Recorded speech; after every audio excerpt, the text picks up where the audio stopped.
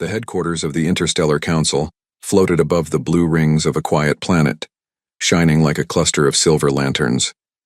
Inside, a long table curved around a screen that showed star maps full of red warning marks.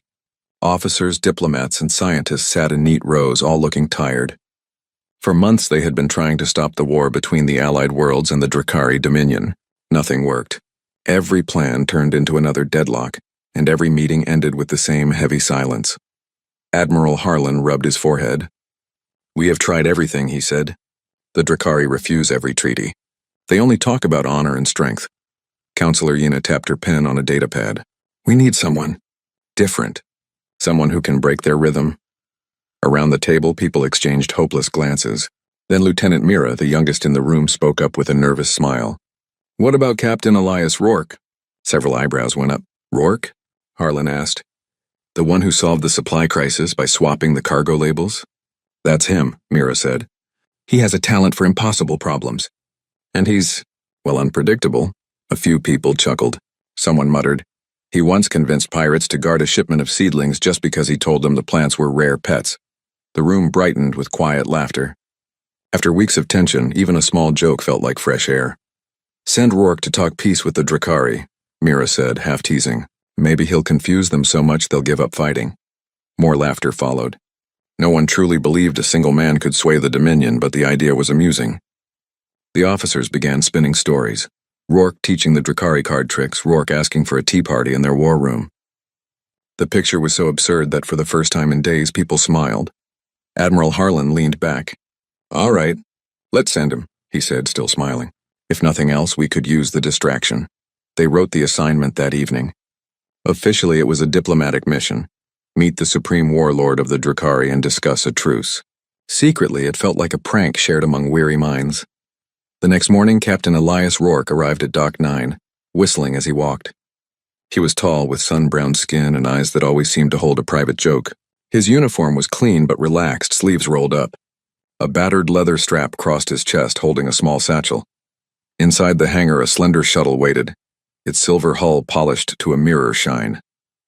Two crew members stood nearby, whispering about their unusual passenger. When they saw him, they straightened. "Captain," one of them said, handing him a tablet. "Your orders." Rourke read the message quickly. His grin widened. "Negotiate peace with the Drakari? Before supper? Seems manageable." "You don't seem worried," the crewman said. "Why should I be? Worst case, I'll get a tour of their fancy ship. Best case, I'll be home in time for dessert." He walked up the ramp, pausing halfway to call back. "Save me a seat at dinner." The crew watched him disappear inside, shaking their heads in disbelief. Rourke's shuttle lifted off smoothly, leaving the bright docks behind. He settled into the pilot's chair, poured coffee from a dented thermos, and looked at the star chart. The route to the Drakari flagship wound through quiet sectors, far from patrol lines. He set the ship on auto and leaned back, thinking. He knew the Council hadn't chosen him because of polished diplomacy. They wanted someone who might surprise the Dominion. Rourke didn't mind. He enjoyed puzzles, and the Drakari were a grand one, a people of strict codes ruled by honor and strategy, yet locked in a fight that drained them as much as their foes. He opened his satchel. Inside were a few odd items. A notebook filled with sketches, an old chess set carved from bone-colored stone, and a small pouch of roasted coffee beans. "Tools of peace," he murmured. Hours passed quietly as the shuttle glided through starlit dark.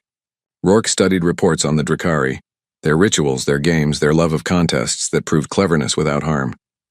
He underlined one passage. "A challenger who wins a formal game of wits may speak freely before the court." That was interesting. He practiced a few openings on the chessboard, imagining a stern alien across from him. He pictured a hall of banners, rows of warriors, a throne of crystal. He didn't see enemies. He saw a stage waiting for a clever line. Meanwhile, news of the mission spread through the Council's stations. Engineers in orbit bet on how long the captain would last before surrendering. Mess hall cooks joked about keeping a plate warm, just in case he comes back early. Even Admiral Harlan, in private, admitted to a friend, "We sent him in as a joke. If he somehow pulls it off, I'll frame the report." Rourke reached the edge of Drakari space as the twin suns of their system rose in the distance. Their flagship appeared soon after, enormous against the pale light. Its dark metal hull gleamed with red patterns like a great sea creature dressed for a festival. Weapons lined its flanks, silent but intimidating. The shuttle's sensors buzzed. A voice crackled through the comm, deep and formal. Unidentified vessel, you entered Dominion space. State purpose. Rourke pressed the button. Captain Elias Rourke of the Allied Worlds, he said cheerfully. Here to discuss a peaceful resolution. And perhaps share coffee. There was a pause. The voice returned, puzzled. Coffee? Wonderful drink, Rourke replied. Helps with thinking. Another pause, longer this time. Then proceed to docking bay. Keep systems inactive. Rourke smiled, guiding the shuttle forward. The docking bay was vast and shadowed, filled with sleek Drakari fighters. Tall figures waited at the far end, wearing layered armor that caught the light like molten stone. Their faces were angular, marked with pale stripes that traced their brows and cheeks. They watched as Rourke stepped out carrying only his satchel. A guard approached, speaking through a translator. You will surrender all objects for inspection. Of course, Rourke said, handing over a small scanner and his datapad. When they gestured toward the satchel, he held it close. Careful, chess pieces are fragile. The guard blinked, but allowed him to keep the bag. Curiosity softened their rigid posture.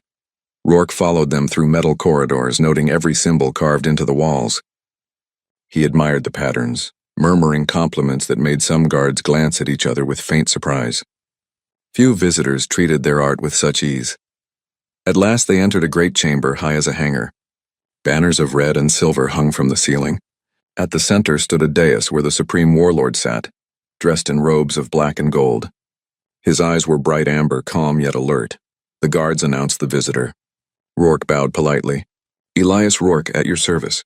Thank you for receiving me on such short notice. The warlord studied him. Your council sends one man to end war? Are they mocking us? Not at all, Rourke said lightly. They simply trust my skill at conversation. He set the satchel on the floor and produced a small folding board. I brought a gift, a game called chess. A challenge for the mind. The hall stirred with quiet talk. The warlord raised an eyebrow. You arrive without soldiers, without tribute, and you offer a game? Exactly, Rourke said. Why waste breath on speeches before we see how we think? The warlord considered this. Finally he stood, descending the dais with measured steps. Set your board, he said. Let us see if humans play as boldly as they talk. Rourke hid a grin as he arranged the pieces.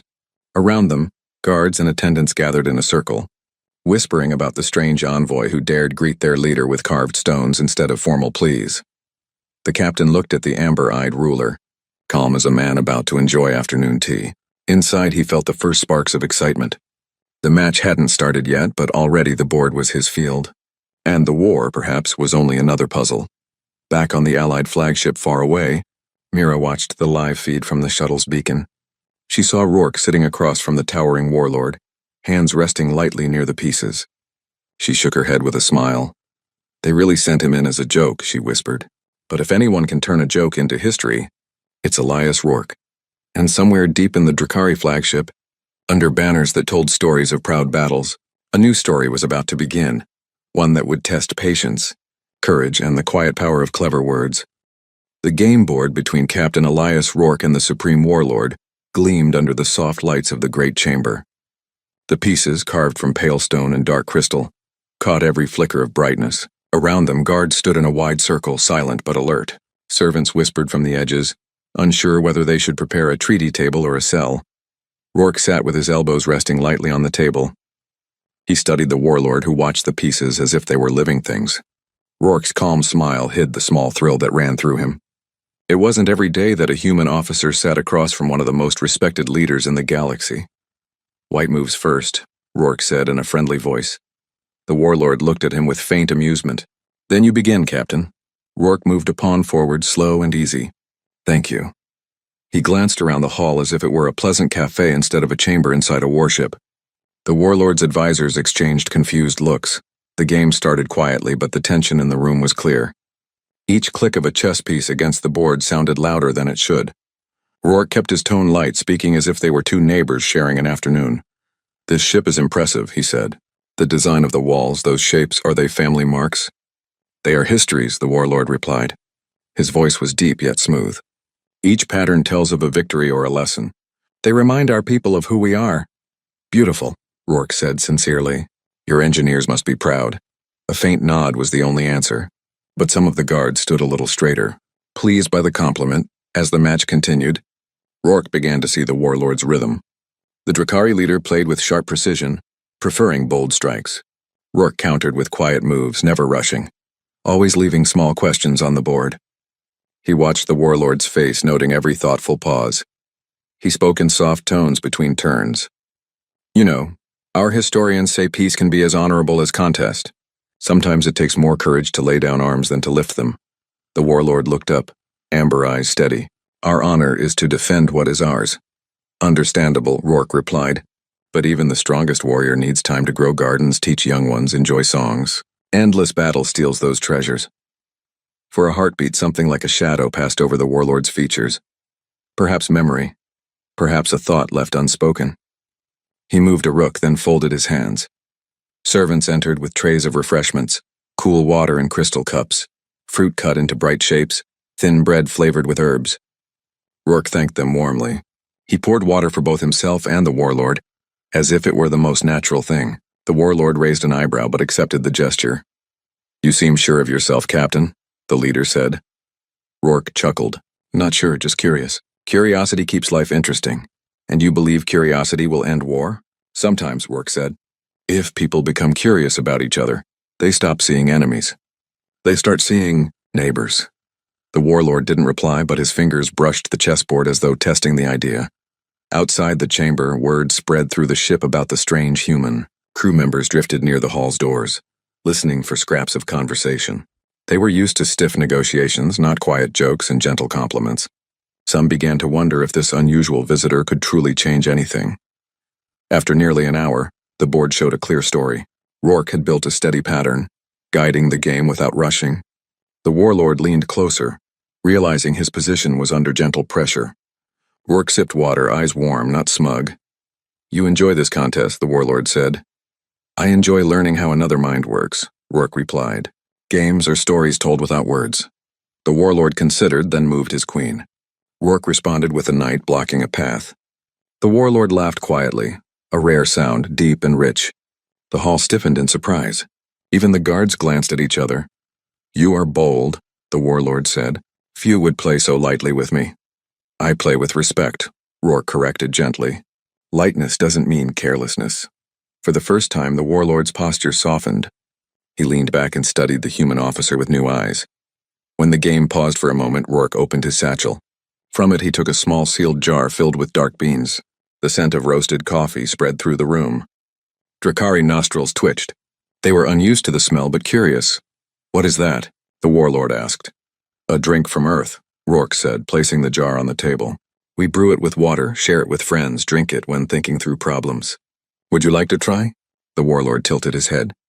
We do not often share food with guests during talks. Then today is special, Rourke said with a smile. Consider it a bridge. After a pause, the warlord nodded. Servants fetched a pot of hot water. Rourke carefully prepared the drink using a small press from his bag. The aroma filled the hall. He poured 2 cups, one for himself, one for the warlord. The leader lifted the cup, studying the dark liquid. Strange, he murmured. Strong but pleasant, Rourke encouraged. He took a sip and waited. The warlord followed, and his brows rose slightly. It is warm, he said slowly. Bitter, yet there is a smoothness. Like life, Rourke joked. A little sharp, but worth savoring. Another soft laugh rumbled in the warlord's chest. Several advisors blinked in disbelief. The supreme warlord rarely laughed, and never in front of guests. The game resumed with a calmer air. The leader asked questions about Earth customs, about music and art. Rourke answered with simple stories. Children flying kites near ocean cliffs, old people tending gardens on space stations, workers singing as they built new colonies. Each story painted a picture of ordinary joys worth keeping safe. Slowly, the atmosphere shifted. The war outside the ship felt farther away, as if the hall itself had become neutral ground. As the final phase of the match approached, Rourke studied the board. He saw an opening elegant and quiet that could lead to victory in a few turns. He moved a bishop, letting the plan unfold like a song. The warlord examined the board.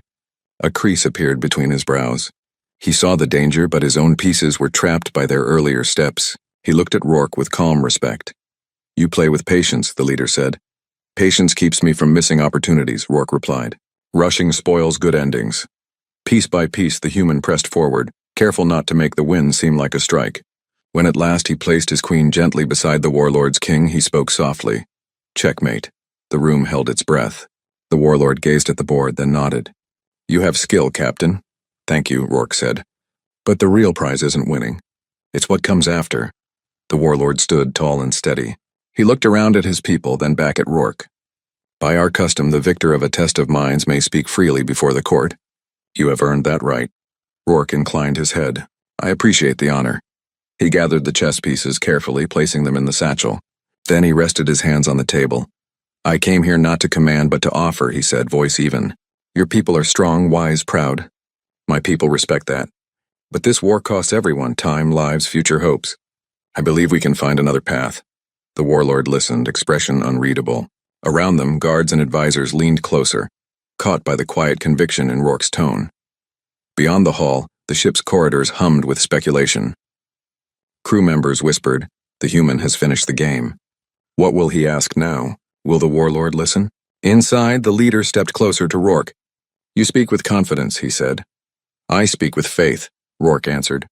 Faith, that reason is stronger than fear. The warlord turned to his council, exchanging brief, silent signals. Then he faced Rourke once more. Tomorrow, he said, you will meet with my full council. You may present your ideas for peace. Tonight you are our guest. Rourke smiled, bowing slightly. I would be honored. Servants approached to guide him to guest quarters. As he left the hall, he glanced back. The warlord still stood by the table, staring at the chessboard with thoughtful eyes. In his cabin later, Rourke sat by a small window, looking out at the stars. He sipped the last of the coffee and chuckled to himself. What had begun as a jest in a council room had become a door to understanding. He felt the weight of the task ahead, but also a spark of quiet hope. Back at the Allied station, Mira watched updates on her console. The report from the Drakari ship showed Rourke settling into his quarters, unharmed and apparently welcome. She leaned back, amazed.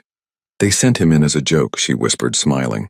But the joke's turning serious, and across the galaxy under banners of red and silver, a leader considered the meaning of a shared drink, a gentle victory, and the possibility that peace could be built not by orders but by stories and small kindnesses. Morning on the Drakari flagship arrived not with sunlight, but with a soft glow that spread across the ceiling of Captain Elias Rourke's guest cabin. The walls shimmered like quiet water, adjusting their tone to match the waking hour. Rourke stirred, stretched, and smiled at the memory of the chess match. He had not only survived his first evening aboard the Dominion's grandest ship, he had been invited to stay.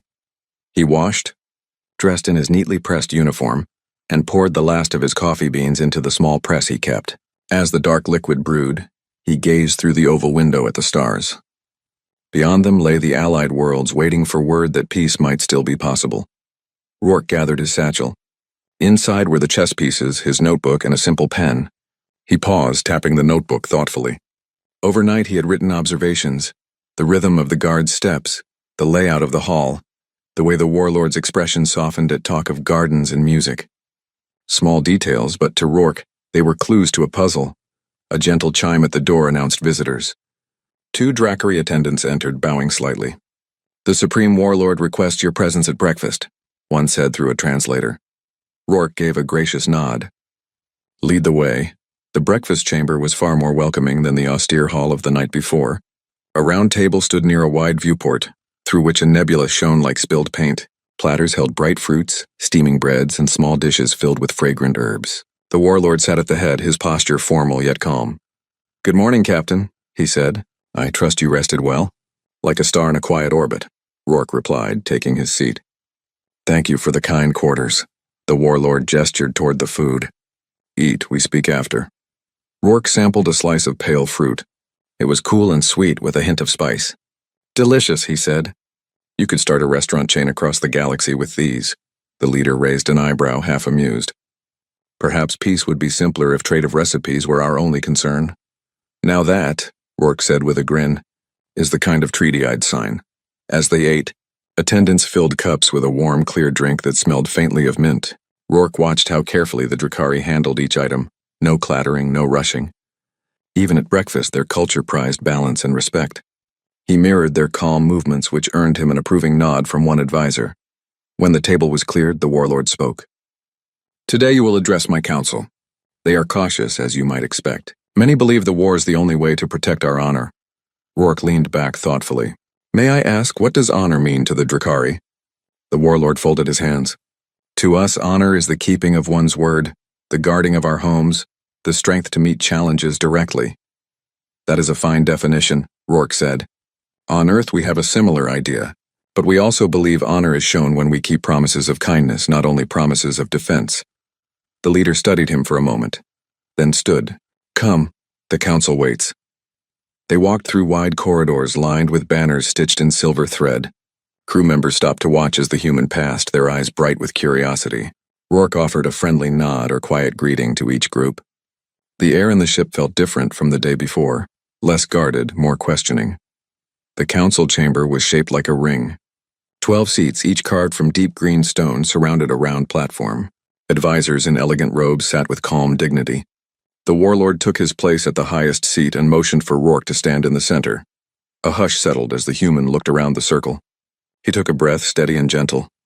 Thank you for welcoming me, he began. I come as a guest, not a conqueror, and certainly not as someone who wants to take what belongs to you. I come because I believe this war can end with wisdom instead of loss. One counselor, older than the rest, spoke first. Why should we trust a single voice from the allied worlds? Your fleets block our trade. Your patrols press too near our stars. Rourke met the elder's gaze calmly. I understand the worry. I would feel the same if our positions were reversed. But a future where we only watch each other with suspicion is a future where none of us can thrive. Another advisor leaned forward. You speak softly, but softness does not stop aggression. True, Rourke agreed. But I don't ask you to be soft. I ask you to be clever. He tapped the notebook in his hand.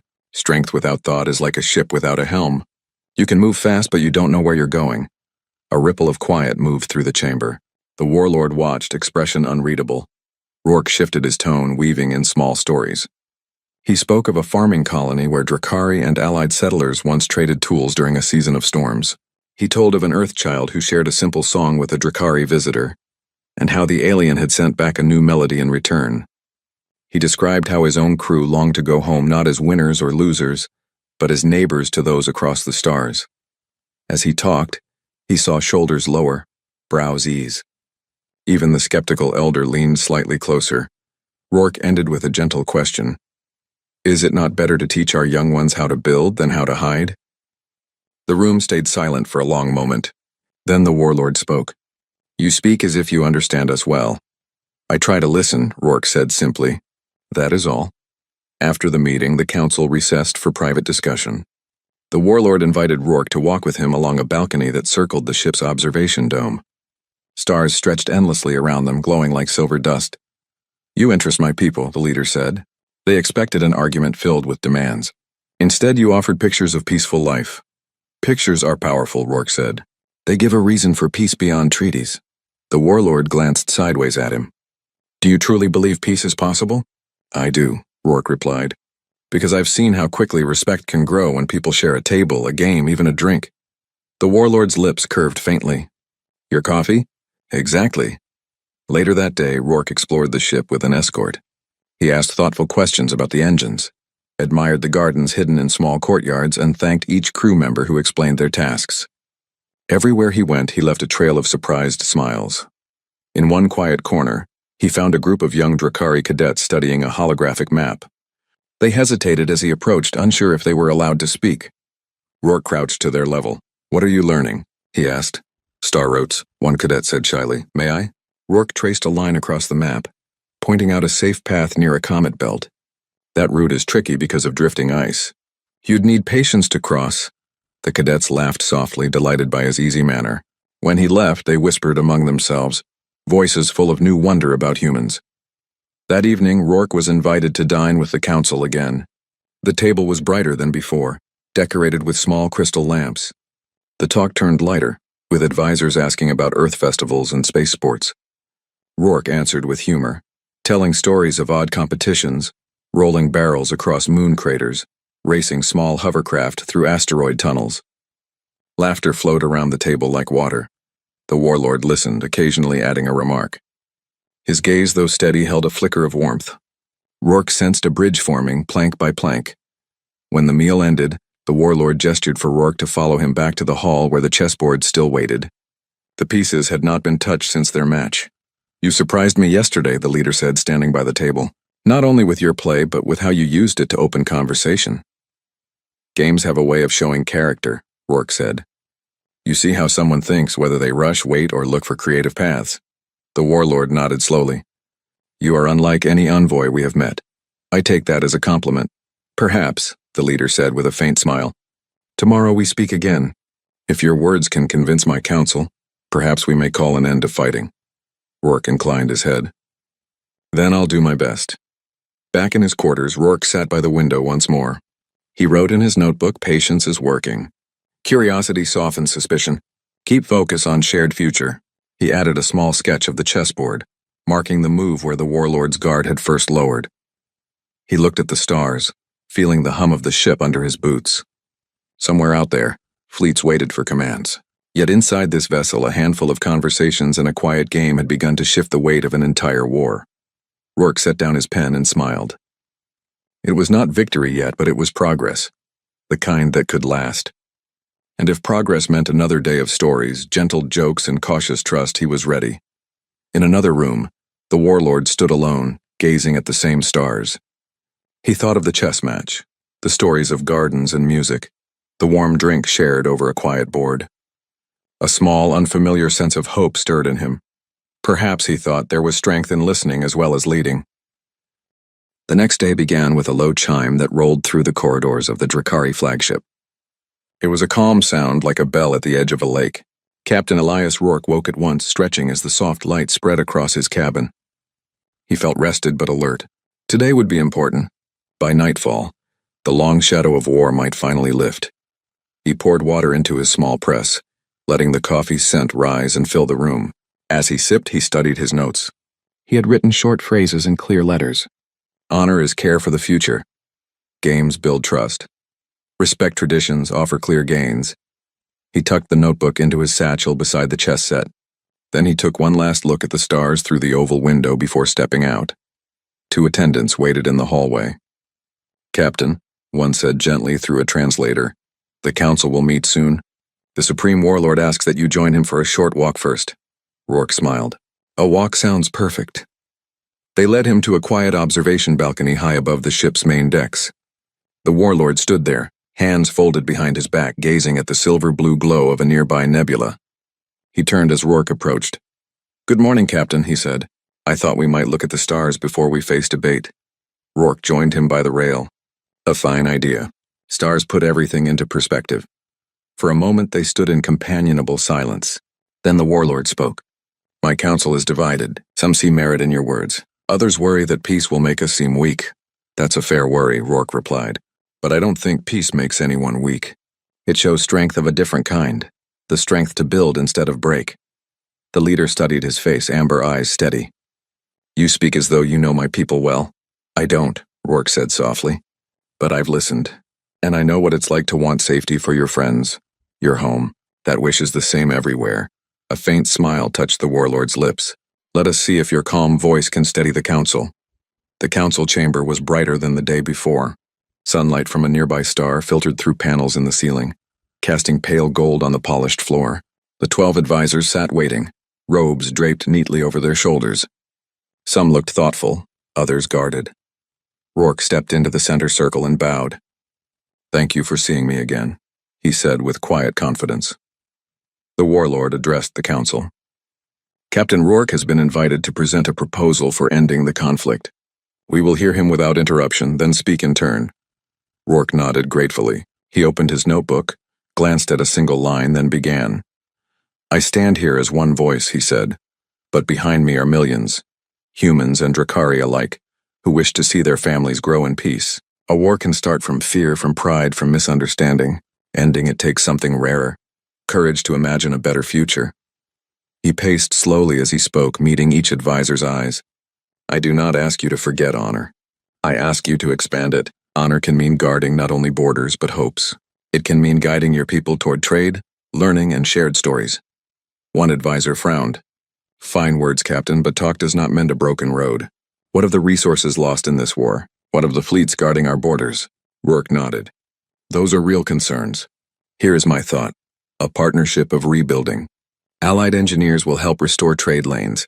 Drakari builders can teach us their crystal forging skills. Ships can patrol together, not against each other, but for shared safety. Another advisor leaned forward. And what of old insults? Some wounds run deep. That is true, Rourke said gently. But we can choose to let them heal. We can honor those who fought by making sure no new battle takes their place. The warlord watched quietly as Rourke sketched small maps and agreements on a display pad. He spoke of joint research stations near calm stars, of cultural exchanges where young people from both sides could learn music, language, and science together.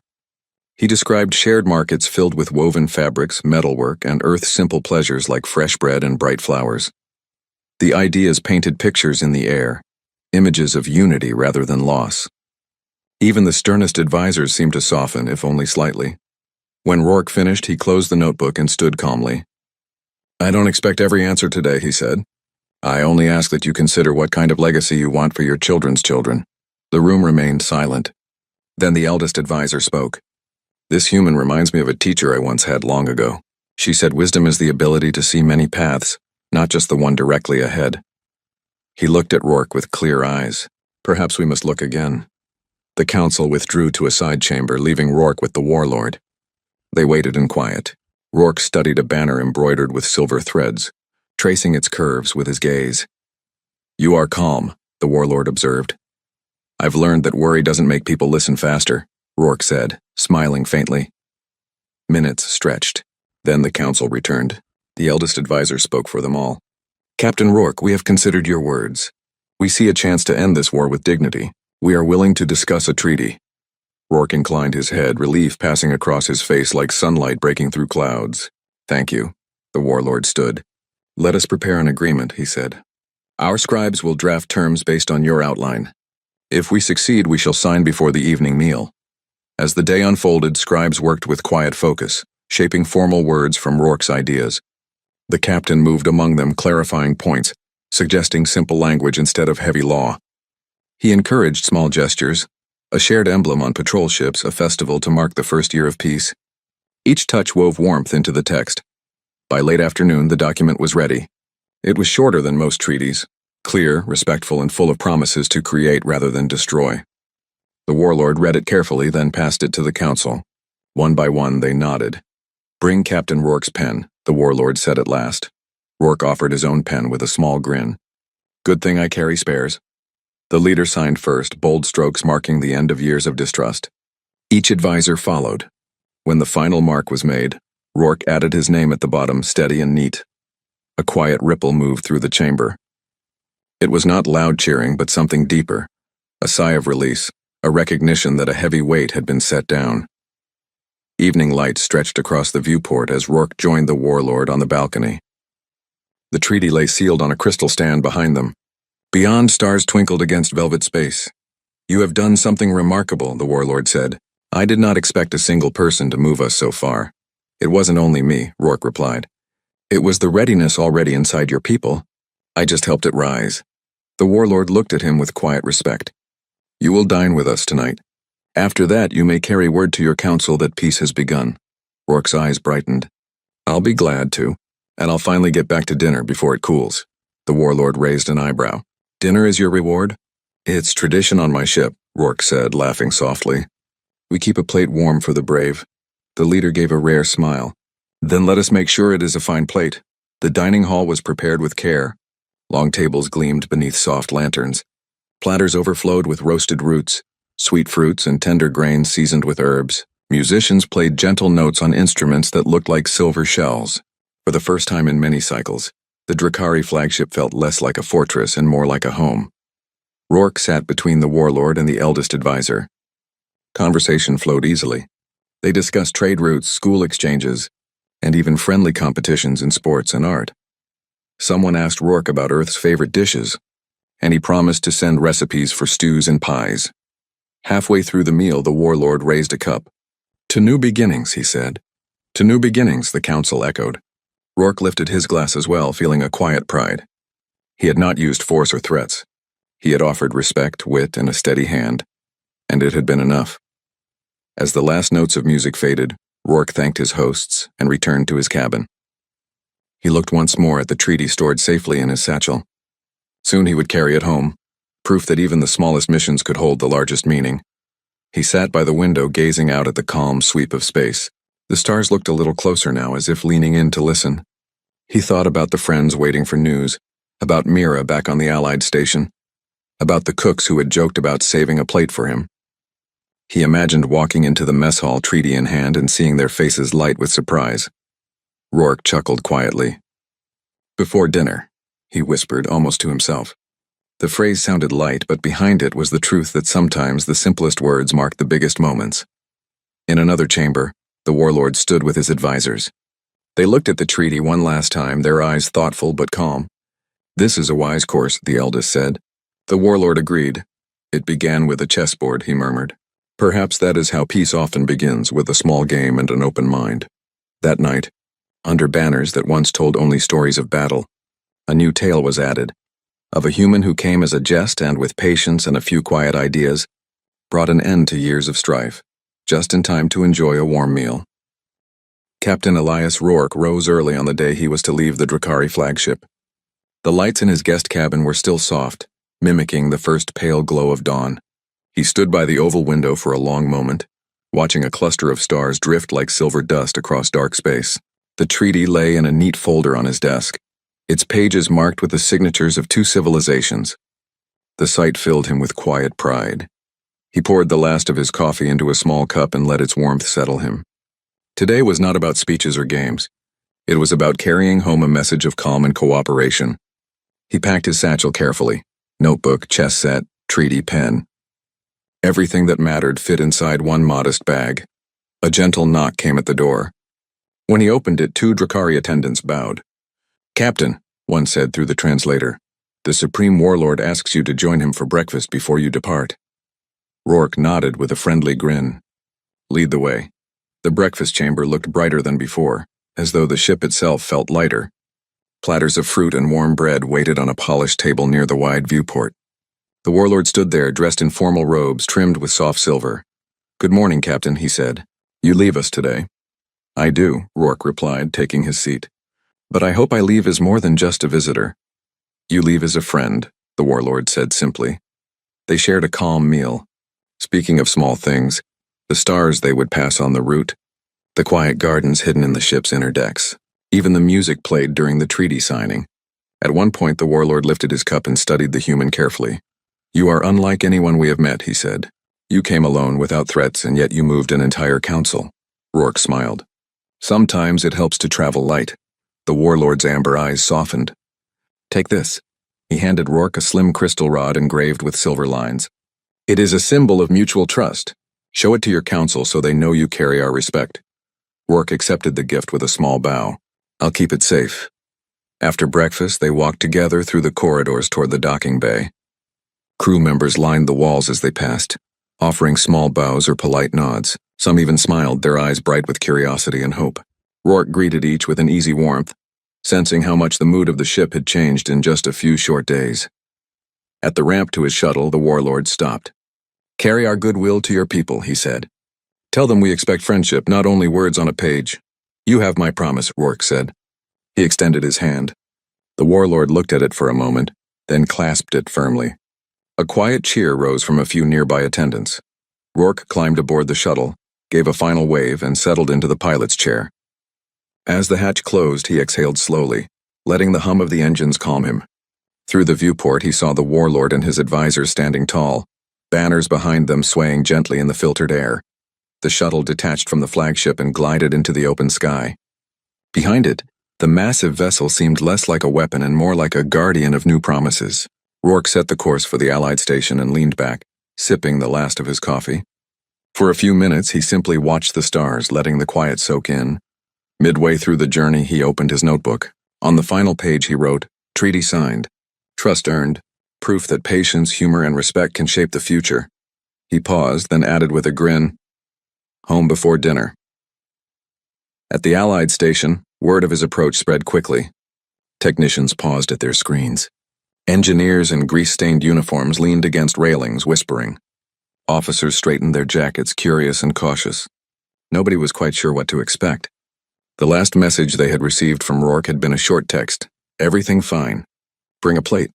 When the shuttle touched down, a crowd gathered near the landing bay. Mira stood at the front, tablet in hand, trying not to look too eager. The hatch opened with a soft hiss and Rourke stepped down, satchel slung across his shoulder. He looked just as he had when he left, calm, a little dusty, smiling as if nothing remarkable had happened. Mira blinked, taking in the scene. "Captain," she called, "you're early." "Had to make it back before the stew cooled," he said, holding up the folder. "And I brought you a treaty." A ripple of laughter swept through the crowd. People leaned closer as Rourke handed the folder to Admiral Harlan, who opened it carefully. The Admiral's eyes widened as he scanned the signatures. "You ended the war?" Harlan asked, astonished. "Before dinner," Rourke replied cheerfully. In the mess hall that evening, the mood was brighter than anyone could remember. Long tables overflowed with food saved for the occasion. Roasted vegetables, thick stews, baskets of warm bread, and desserts that gleamed like polished jewels. Music played from a small speaker in the corner. Rourke sat at a table near the center, a plate in front of him and the treaty folder resting on the bench beside him. Crew members came by in small groups, asking for stories. Rourke told them simple ones: how the Drakari enjoyed the smell of coffee, how a chessboard had opened a door to understanding, how laughter had slowly replaced suspicion. He made no mention of clever tricks or secret maneuvers.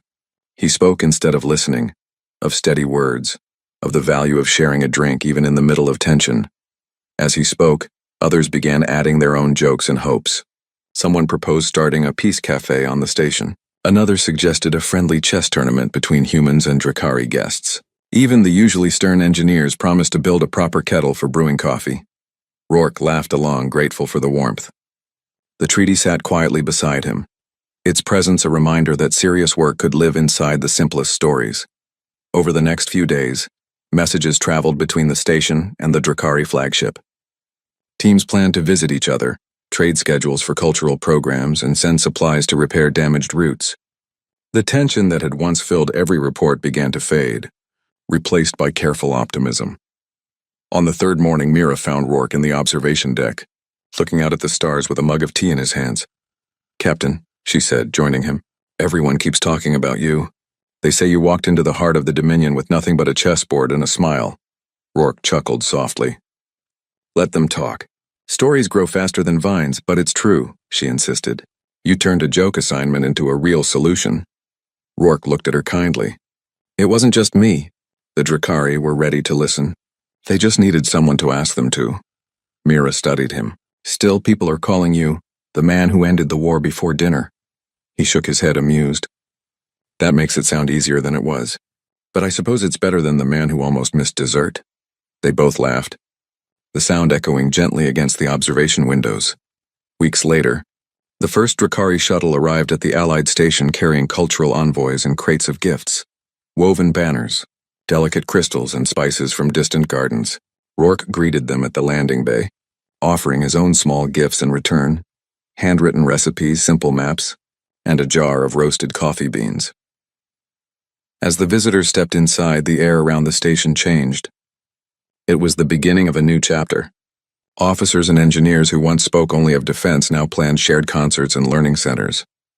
Children from nearby colonies arrived to watch the ceremony, their faces full of wonder. Rourke stayed near the back, watching with quiet satisfaction. He preferred the spotlight to shine on the future, not on himself. That night, after the guests had settled and the station's halls were calm again, Rourke sat alone at a table in the nearly empty mess hall. A single lamp cast a warm circle over his notebook. He wrote a few closing words. "Peace is made in quiet rooms on steady voices, with a bit of laughter at the right time." He closed the notebook, set it aside, and finally focused on the steaming bowl placed in front of him. It smelled of herbs and vegetables, simple and comforting. He raised the spoon with a smile. "Here's to jokes," he murmured, "and to where they can lead." From that evening on, stories about Captain Elias Rourke spread far beyond the station. Traders told of a human who had crossed enemy lines with only a chessboard. Children on both sides acted out scenes of a brave envoy offering coffee to a proud ruler. Even in the halls of the Interstellar Council, officials whispered the tale when work grew heavy, reminding each other that small things, patience, humor, and kindness, could sometimes do what fleets could not. And somewhere across the stars, the supreme warlord of the Drakari kept a small jar of roasted beans in his private quarters. When he looked at it, he remembered a calm man with warm eyes, a steady voice, and a clever plan that had turned war into a memory. All before dinner.